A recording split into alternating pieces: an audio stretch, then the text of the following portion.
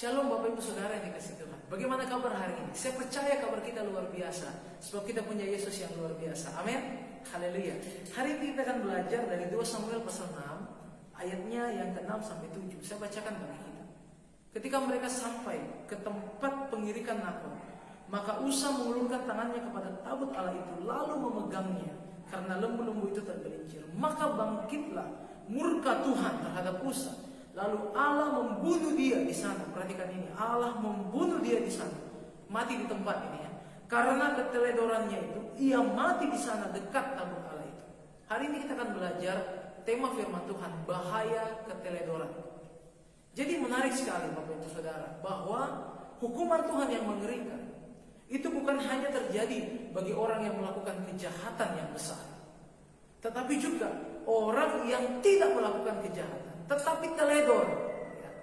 Maksudnya baik, apa yang dia lakukan. Makanya sampai di sini di ayat 8 Daud menjadi marah karena Tuhan terlalu keras membunuh, menghukum Uza.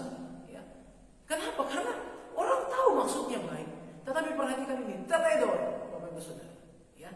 Saya akan berusaha untuk kita sama-sama merenungkan hari ini. Saya yakin firman Tuhan adalah jawaban bagi kita. Karena keteledoran ini adalah sebuah hal yang bagi kita itu sangat manusiawi, ya. Tetapi itu sangat berbahaya. Karena hukumannya ini langsung mati di tempat, Bapak Ibu Saudara. Ya. Kita akan melihat yang pertama, apa yang menjadi penyebab sehingga orang teledor. Yang pertama, ketika kita melihat di sini, maka firman Tuhan menjelaskan bahwa keteledoran itu terjadi karena ada sebuah unsur kesombongan. Ya. Yang pertama kita melihat, yaitu saat itu Daud sudah mengalami masa yang jaya, di mana secara jasmani, ya, secara manusia, maka ia memiliki kedudukan yang sangat tinggi. Ia berhasil membangun istana, ia berhasil merebut Yerusalem. Tetapi ia memiliki sebuah kehausan, ia memiliki sebuah kerinduan, yaitu secara rohani. Tuhan tidak ada bersamanya secara kasat mata, yaitu tabut perjanjian itu tidak ada di istananya, sehingga ia memilih untuk mengambil tabut Allah itu. Ya. Dan apa yang terjadi? Karena keteledoran Daud, maka ada korban. Ya. Maka karena keteledoran Daud, maka Tuhan marah.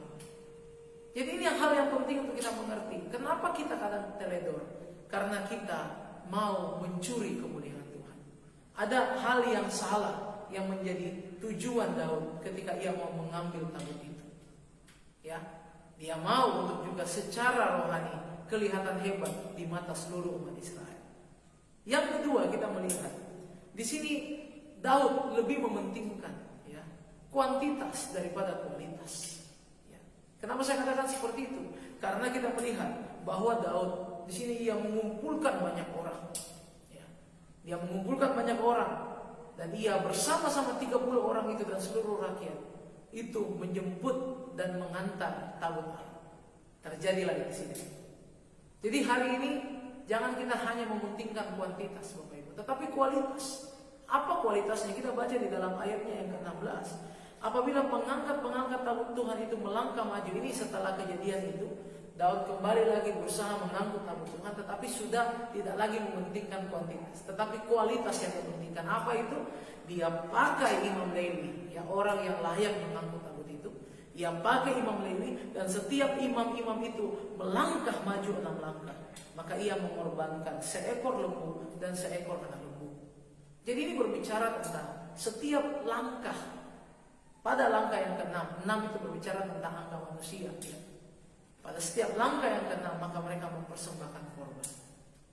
Menarik sekali, ini menjadi sebuah pelajaran bagi kita. Mari dalam hidup ini bukan berbicara tentang banyak yang ada pada kita, ya, kuantitas, tetapi berbicara tentang kualitas, yaitu apa yang kita mau sungguh-sungguh korbankan kepada Tuhan. Bukan melulu hanya tentang uang, Bapak Ibu, tetapi hidup kita, Roma 12 ayat 1, sebagai persembahan yang hidup, kudus dan berkenan kepada Tuhan. Yang ketiga, kenapa bisa orang teledor? Saudara, karena lebih mau suka pendapat manusia dari firman Tuhan. Saya ulang sekali lagi, kita lebih suka pendapat manusia daripada firman Tuhan. Hari-hari ini saya percaya dengan adanya media-media, kita banyak mendengar pendapat-pendapat, kita banyak mendengar arahan-arahan. Bahkan bukan hanya secara jasmani, ya, dari Bapak Presiden kita, dari setiap unsur-unsur yang bertugas dalam penanganan COVID ini, tetapi juga secara rohani.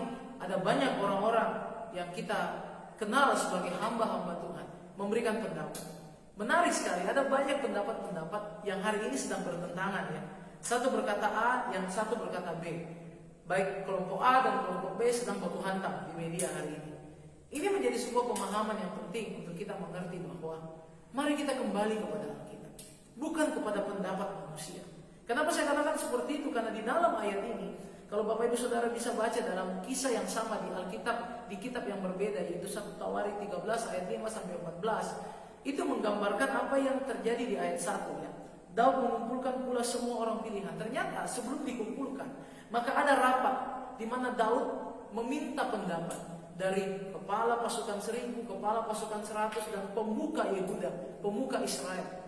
Dan mereka memberikan pendapat. Apa pendapatnya? Ini yang salah. Yaitu apa? Mereka mengambil, ya, cara dari orang Filistin ketika mengantar tabut itu. Mereka tidak mau pakai caranya Tuhan. Yaitu apa? Memanggil orang Lewi yang harus memikul tabut itu. Mereka memakai cara apa? Cara yang pernah di dalam kitab 1 Samuel pasalnya yang ke-6 dipakai orang Filistin untuk mengantar tabut itu. Ini suatu hal yang penting kita mengerti. Pertanyaannya, Pak Pendeta, kenapa bisa waktu orang Filistin mengantar tabut itu, Tuhan tidak menghukum mereka, Tuhan tidak membunuh mereka karena mereka memakai cara yang salah? Sedangkan Daud ketika mengantar tabut Tuhan itu dengan cara yang sama dengan cara orang Filistin, kok Tuhan membunuh Usa? Tuhan menghentikan perjalanan itu. Kenapa? Sedangkan orang Filistin perjalanannya tidak dihentikan dan tidak ada jatuh korban selama perjalanan itu. Mengapa? Ini dia. Karena bangsa Filistin tidak mengerti kebenaran. Mereka tidak mendengar firman Tuhan yang berkata harus orang Lewi. Mereka tidak mengerti kebenaran. Dan ketika saya membaca di dalam sebuah kalimat tafsiran, maka saya mendapatkan hal yang indah, yaitu Tuhan memberikan anugerah bagi mereka, dispensasi. Tetapi bagi orang yang sudah mengerti kebenaran, tahu kebenaran, paham kebenaran, tetapi teledor, nah ini dia, teledor, maka tidak ada dispensasi. Mati di tempat, binasa. Ingat anaknya Imam Harun, Nadab dan Abihu, bawa api asing, mati di tempat. Api dari Tuhan menghanguskan mereka. Ingat anaknya Imam Eli, ya, Hofni dan Pinehas, mati di tempat. Jadi Bapak Ibu Saudara yang dikasih Tuhan, ini kita harus mengerti. Saya mau bacakan satu ayat terakhir, yaitu di dalam Ibrani pasalnya yang ke-10 ayatnya yang ke-26. Sebab jika kita sengaja berbuat dosa sesudah memperoleh pengetahuan tentang kebenaran, maka ini dia, tidak ada lagi dosa, tidak ada lagi korban untuk menghapus dosa itu. Mengerikan 27. Tetapi yang ada ialah kematian yang mengerikan akan penghakiman dan api yang dahsyat yang akan menghanguskan semua orang durhaka. Makanya Bapak Ibu Saudara yang dikasih Tuhan, ini penting kita mengerti. Hal yang paling mengerikan ketika di pintu gerbang surga orang berkata, aku berbuat demi namamu, aku mengusir setan demi namamu, aku melakukan mujizat. Tetapi Tuhan berkata, enyahlah kalian pembuat kejahatan. Mengapa?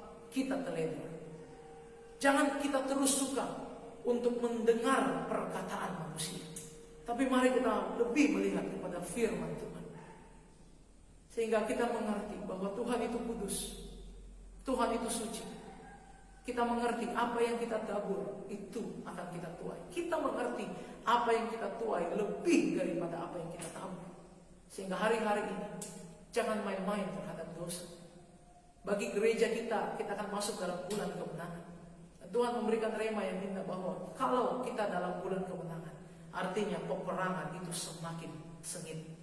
Ketika musuh tahu mereka akan kalah, maka musuh akan memakai cara-cara yang sangat-sangat kita tidak duga. Ya, kalau dalam pertandingan bola menjelang injury time, maka pihak yang sudah mau kalah, walau perlu kartu merah semua pemainnya, dia ambang, ya, supaya tidak kalah. Begitu juga musuh kita, kuasa kegelapan. Wahyu berkata, iblis turun dengan geramnya yang sangat dahsyat, karena ia tahu waktunya sudah singkat. Justru dalam bulan kemenangan yang akan kita peringati nanti, bulan depan, bulan Mei, saat itu peperangan semakin mengerikan. Bapak Ibu Saudara, jangan sampai kita bermain-main dengan dosa. Kenakanlah seluruh perlengkapan senjata Allah, supaya kita bisa bertahan. Dan kita tidak hanya bertahan, kita menang bersama dengan Tuhan. Amin Bapak Ibu Saudara. Inilah renungan firman Tuhan saat pagi hari ini. Saya percaya hidup kita Tuhan mau bentuk.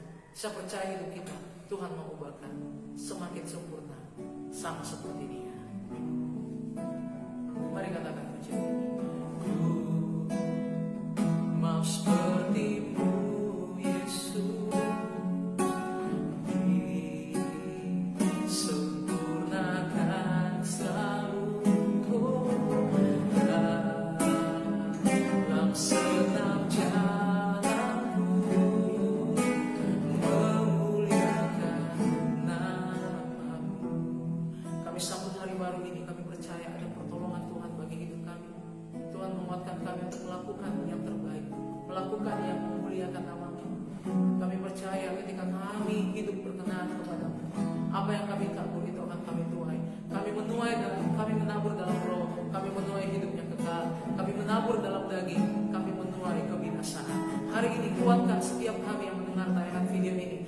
Hamba berdoa kiranya pertolongan Tuhan bagi kami, pertobatan terjadi bagi hidup kami, metanoia, kami berbalik 180 derajat untuk hidup berkenan, hidup memuliakan Tuhan. Di hari-hari ini bukan kami semakin santai, tetapi kami semakin hidup untuk menyenangkan Tuhan, memuliakan-Mu. Bukan hidup teledor yang seperti Musa dan Daud. Kami mau hidup berkenan dan memuliakan nama Tuhan. Yang sakit ya Tuhan Engkau sembuhkan, yang lemah Engkau kuatkan, yang susah Engkau hiburkan. Kami percaya hari ini kami menerima pertolongan dan mujizat Tuhan. Di dalam nama Tuhan Yesus kami sudah berdoa. Haleluya. Amin. Semangat pagi Immanuel. God with us. Ia menyertai hidup kita. Jangan teledor. Tetap ikut apa yang firman Tuhan katakan.